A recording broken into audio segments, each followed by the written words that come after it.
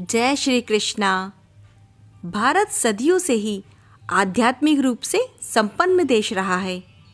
यहाँ पर कई ऐसे धार्मिक स्थल हैं जो श्रद्धालुओं को बरबस अपनी ओर खींच लेते हैं। जम्मू कश्मीर में कटरा के निकट त्रिकुट पहाड़ी पर स्थित माता वैष्णो देवी का दरबार भारत के प्रमुख धार्मिक स्थलों में अहम स्थान रखता है। त्रिकुट पर्वत पर एक अत्यंत प्राचीन और भव्य गुफा है। इस गुफा में प्राकृतिक रूप से 3 पिंडियां बनी हुई हैं। ये पिंडी देवी महासरस्वती, महालक्ष्मी और महाकाली की है। श्रद्धालु तमाम मुश्किलें उठाकर जब माता के दर्शन के लिए पहुंचते हैं तो इन्हीं पिंडियों के दर्शन करते हैं। हर साल यहाँ पर लाखों तीर्थयात्री मंदिर के दर्शन के लिए आते हैं। यह भारत में तिरुमला वेंकटेश्वर मंदिर के बाद दूसरा सर्वाधिक देखे जाने वाला धार्मिक तीर्थ स्थल है। वैसे तो माता वैष्णो देवी के संबंध में कई पौराणिक कथाएं प्रचलित हैं, लेकिन मुख्य 2 कथाएं अधिक प्रचलित हैं। उनकी मान्यता के अनुसार एक बार पहाड़ों वाली माता ने अपने एक परम भक्त पंडित श्रीधर की भक्ति से प्रसन्न होकर उनकी लाज बचाई और पूरे सृष्टि को अपने अस्तित्व का प्रमाण दिया। वर्तमान में कटरा कस्बे से 2 किलोमीटर दूरी पर स्थित हंसाली गांव में मां वैष्णवी के परम भक्त श्रीधर रहते थे। वे निसंतान होने से दुखी रहते थे। एक दिन उन्होंने नवरात्रि पूजन के लिए कुंवारी कन्याओं को बुलवाया। माता वैष्णो देवी कन्या के वेश में उन्हीं के बीच आ बैठी और पूजन के बाद सभी कन्याएं तो चली गई, पर माँ वैष्णो देवी वहीं रही और श्रीधर से बोली कि सभी को अपने घर पर भंडारे का निमंत्रण दे आओ।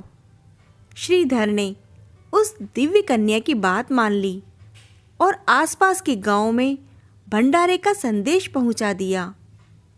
वहां से लौटकर आते समय गुरु गोरखनाथ व उनके शिष्य बाबा भैरवनाथ जी के साथ उनके दूसरे शिष्यों को भी भोजन का निमंत्रण दे दिया। भोजन का निमंत्रण पाकर सभी गांववासी अचंभित थे कि वह कन्या कौन थी जो इतने सारे लोगों को भोजन करवाना चाहती है। इसके बाद श्रीधर के घर में अनेक गांववासी आकर भोजन के लिए जमा हुए। तब कन्या रूपी मां वैष्णव देवी ने एक विचित्र पात से सभी को भोजन परोसना आरंभ किया। भोजन परोसते हुए जब वह कन्या भैरवनाथ के पास गई, तब उसने कहा कि मैं तो खीर पूड़ी की जगह मांस खाऊंगा और मदिरा पान करूंगा। तब कन्या रूपी माँ ने उसे समझाया कि यह ब्राह्मण के यहाँ का भोजन है, इसमें मांसाहार नहीं किया जाता। किंतु भैरवनाथ ने जानबूझकर अपनी बात पर अड़ा रहा।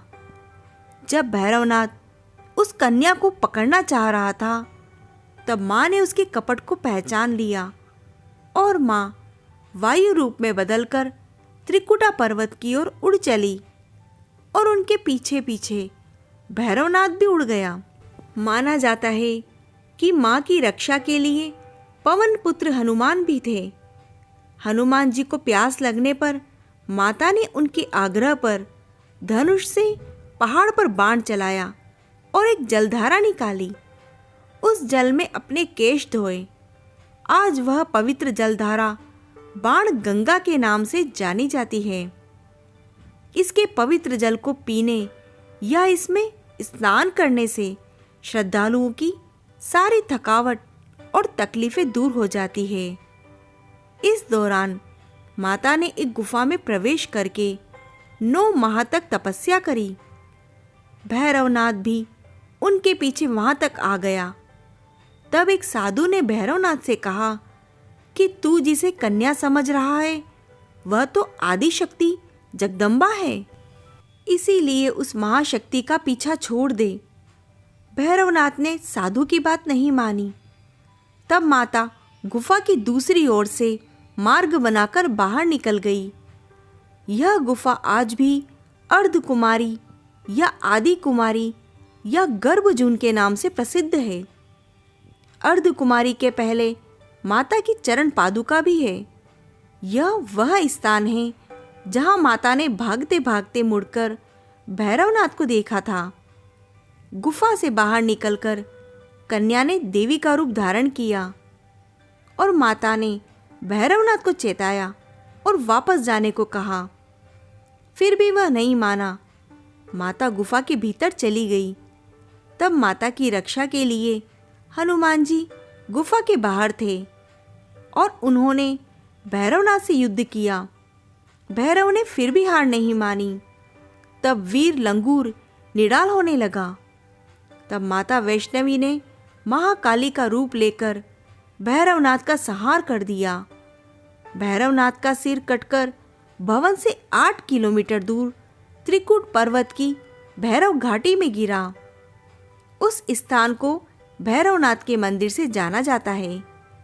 जिस स्थान पर माता वैष्णवी देवी ने हठी भैरवनाथ का वध किया था, वह स्थान पवित्र गुफा अथवा भवन के नाम से प्रसिद्ध है। इसी स्थान पर माँ महाकाली, माँ महासरस्वती और माँ महालक्ष्मी पिंडी के रूप में गुफा में विराजमान हैं। इन तीनों के सम्मिलित रूप को ही माँ वैष्णव देवी का रूप कहा जाता है।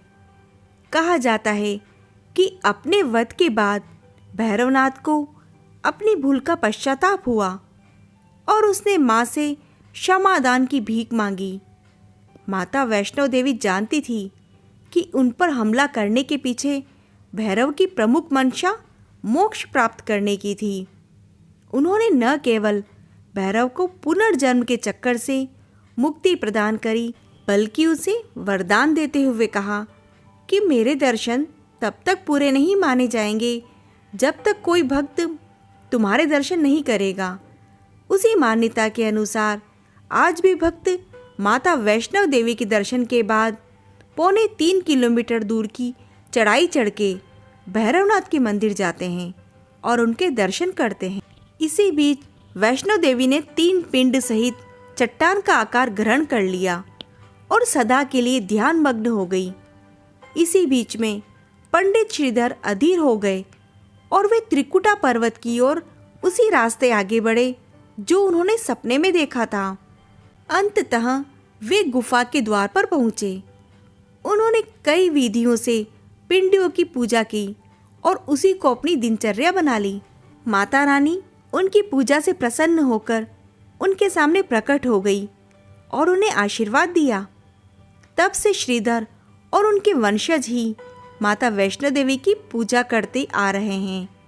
आज भी 12 मास वैष्णो देवी के दरबार में भक्तों का तांता लगा ही रहता है।